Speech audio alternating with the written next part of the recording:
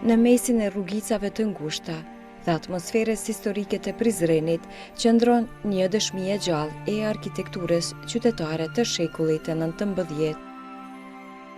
Është fjala për shtëpinë e familjes Kirajtani, e cila mbart në vete jo vetëm elemente të traditës vendore, por edhe histori të një mënyre jetese e ruajtur ndër shekuj. Fasada e objektit është simetrike me elemente karakteristike të ndërtimeve të vjetra të Prizrenit. Parim Kosova, historian, thosë se shtëpit tradicionale e veçmas e familjes Kirajtani kanë rëndësi të shumëfisht për shkak të vlerës historike dhe kulturore.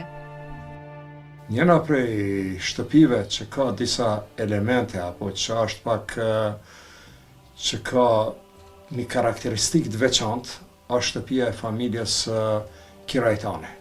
Është në gjendje të mirë dhe është ndoshta prej familjeve të pakta që pranojnë edhe vizitor, edhe turista, edhe delegacione të ndryshme. Ka një arkitektur nga se kati i dyti saj, është vetëm në mes, si objekt banimi, anash, pullazi, është vetëm i katit përdes pra katit parë. Po një ashtu edhe fasada e tij, është me dekorime të stilit neoklasik, me ngjyra të vështa, gjatë e zgjon edhe kërshërinë e vizitorëve, nga se dallohet veçohet prej shtëpive të tjera të banimit të Prizrenit. Shtëpia përbëhet prej dy kateve dhe një bodrumi, e cila paraqet një tipologji të veçantë arkitektonike. Pronari i kësaj shtëpie dhe njëherë trashëgimtar, Arlind Kirajtani, flet për rolin dhe rëndësinë e shtëpisë. Është një shtëpi karakteristike e Prizrenit, përndryshe ka më shumë se 200 vjet, është rujt në një gjenerata e 4 e cila jetojnë në këtë shtëpi, e trashëguar prej gjyshit. Ndryshe, këto shtëpi në Prizren karakteristike edhe kjo është pjesa e kaldërëmit që quhet, është bane prej gurve, gurt janë marrë prej lumit, edhe janë origjinale prej asaj kohe të cilën nuk është prek. Përndryshe këto shtëpi zakonisht në Prizren që janë të vjetra edhe kanë oboret e mbraja, që kanë përparësi vetëm para shtëpisë, që shihet pamja edhe për relaksim. Restaurimi i parë është bërë në vitin 2011, kur nga zyra rajonale e trashëgimit kulturor në Prizren është bërë restaurimi i kulmit, edhe në vjet, fatmirësisht nga Ministria e Kulturës, që jemi falenderues në bashkëpunim me Qendrën Rajonale të Trashëgimit Kulturore, është bërë restaurimi pak më i thellë i kësaj shtëpisë. Përndryshe gjatë viteve restaurimi me mbajtje është bërë nga vetë financimi jon, nga vetë familja. Vjetë është bërë rifreskimi i fasadës, përndryshe ngjyrat janë origjinale, ashtu si kanë qenë, këto dy ngjyrat të kuqe dhe të vetë. Është bërë restaurimi i ndrimit dritareve, janë prej drunit, edhe pjesa e lartë, që shihet atje në lart, edhe ajo pjesë është restauruar. Përndryshe pjesa e poshtme ka qenë veç e restauruar nga ana jashtë. Oborri përbëhet nga gurët, të cilat që nga koha e ndërtimit vazhdojnë ta ruajnë pamjen e mëhershme. Është mirëmbajt, edhe vetë konstruksioni i ndërtimit në atë kohë ka bërë që me duru këto vite, normalisht edhe neve nuk kemi betonu ose diçka tjetër, është origjinal ashtu si ka qenë. Përndryshe sa i përket oborrit, karakteristike e Prizrenit janë drandofillet. Po. Edhe për këtë arsye, disa rojt të drandofilleve janë shumë të vjetra. Mëson që janë vinë ndoshta para 30-40 vjetë, disa normalisht që i kemi shumë ne, edhe kemi vazhduar traditën e mbajtjes drandofilleve në obor. Në pjesën e përdhesës gjendet hajati në mes, i cili shërben edhe si hapësirë hyrëse. Nga hajati vazhdohet në korridor, ku janë të vendosura dhomat dhe shkallët nga druri, të cilat të shpijnë në katin sipër. E për të gjitha këto, na njofton Fëllënza Kirajtani, historiane dhe njëherit zonja e shtëpisë. Me të vërtet kujdesi duhet të jetë pak më i shtuar për këtë shtëpi, sidomos orendit që janë të vjetra.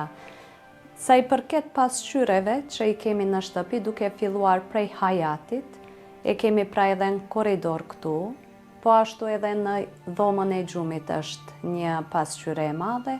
Këto kanë qenë pasqyret që gjyshi i Arlindit ka pas një dyqan në Shadërvan, në qendër të Prizrenit, që ka qenë berber. Dhe në këtë dyqan, përpos që ka shërbyer si berber gjyshi, po ashtu në katin e dytë ka qenë leximorja. Dhe në atë kohë nuk kanë ditë shumica shkrim dhe lexim, kanë shfrytzuar që qoftë letrat, gazetat, apo edhe ndonjë material tjetër që ka pas nevojë për lexim, qoftë edhe në gjuhra tjera, është lexuar në katin e dytë dhe është quajtur leximorja nga gjuha persishte Kirajthane, me të cilën edhe mandej familja jon ka marrë këtë mbiemër. Po vazhdojmë atëherë në pjesën e sallonit. Pra në shtëpi shihet është një derë veçantë, po ashtu është tavani, janë dollapët. Po, jemi kujdes që të mirëmbajmë edhe kryesisht këto ngjyrat kanë mbet ashtu si kanë qenë materialet, edhe pse kemi pas restaurimin e shtëpisë, mirë po çdo herë është potencu që të mirëmbahen përpos asaj që duhet ngjyrat e njëjta, materialet e njëjta, formati i njëjtë. Edhe ne si antar të familjes jemi mundu që përpos anës profesionale të ekspertëve që na kanë dhënë këshilla, por edhe ne si familje t'i kushtojmë rëndësi këtyre detajeve. A janë funksional dollapet? Po, gjithashtu. Edhe në këtë dhomë, edhe në dhomën tjetër që i kam, këto zakonisht janë formatit më të vogël, ndërsa në anën tjetër që i kemi këto dollapet, përpara kanë shërbyer për me i vendos jorgan, dyshekun, jastëkat, sepse zakonisht përpara janë shtruar dyshek në tokë dhe kanë fjet. Do me thënë kjo është brendësia e saj është më e thellë, ndërsa këto dy dollapet të tjera janë më të ngushta për vendosjen e tash momentalisht jemi duke përdorur për vendosjen e librave të ndryshme. Flanca, po ndalemi pak edhe te ora, është një orë shumë e vjetër, është shumë funksionale, do të thotë i takon një periudhe shumë të hershme. Po, viteve të 50-ta i takon, gjyshi i fëmijëve të mi, përkatësisht babai i Arlindit, zotri Shemsidini, ai ka arrit me siguru këtë orë, ku edhe sot e kësaj dite punon, dhe sidomos kujdes të veçantë për këtë orë kushton Arlindi. Ai edhe e kurdis shpesh, sepse ka nevojë të kurdiset me dorë, edhe për mirëmbajtje tjera që ka nevojë kjo orë. Po vazhdojmë pra te dhomat tjera? Po, pra në katin e parë ekzistojnë 4 dhoma. Është dhoma e qëndrimit ditor, e kemi dhomën e djalit, dhomën e gjumit, edhe kuzhinën, ku një pjesë e kuzhinës është e lidhur edhe me mutfakun dhe banjoja është në katë parë. Atëherë po kalojmë pra te dhoma e gjumit. Këtu shihet që gjithçka, do të thotë prej kohës së ndërtimit, është origjinale. Janë pra dollapet edhe me këtë pjesën drynit. Po, e kemi këtë kapset, po, dorëzat janë të vjetra. Kjo pjesë ka qenë me qels, me siguri kanë ruajtur. Diçka më me vlerë që ka qenë. Brendësia e shtëpisë është dëshmi e artizanatit të kohës. Dollapet për i druri janë punuar me një finesë të rrallë, ndërsa tavanet e dekoruar me motive geometrike të rreqin me njëherë vëmendjen. E gjithë puna e tavanit në këtë dhomë ka qenë punë dore. Do të thotë formati, mesi, këto skajet. Janë edhe pjesa tjetër këtu? Po, në një pjesë të kësaj dhome, do me thënë ajo pjesa e tavanit që është e drejtë, ajo pjesë ka qenë e dedikuar për hamamgjik. Ka shërbyer, mirë po edhe unë, kur jam martuar në vitet e 90-ta, nuk kam gjetë hamamgjikun. Ka pas ndryshime? Do të thotë ka pas ndryshime edhe përshtatje me kohën, sepse në hamamgjikas ujë sjellës nuk ka pas ujë brenda, është dash që me enë të veçanta të nxehet uji dhe për këtë arsye do të thotë janë përshtat me kohën, është bërë banjoja në aneksin tjetër të shtëpisë. Këto shkallët kanë ruajtur origjinalitetin, pra janë të drurit dhe edhe gjatë restaurimit të fundit që kemi bërë, vetëm riparim kam pas. Asnjë ndërhyrje tjetër dhe nëpërmjet shkallëve mund të vazhdojmë edhe në katin e dytë. Edhe në katin e sipër ruhen ulëset ose fotelet e vjetra. Po, kemi pas një intervenim të vogël, sepse ka qenë pak e dëmtuar pjesa e materialit, ndërsa këto dorëzat janë të vjetra. Kati i dytë ka pas nevojë për një intervenim shtesë, me ndihmën e QRTK-s, po ashtu edhe me ndihmën e ministrisë, pra është bërë riparimet që kam pas nevojë.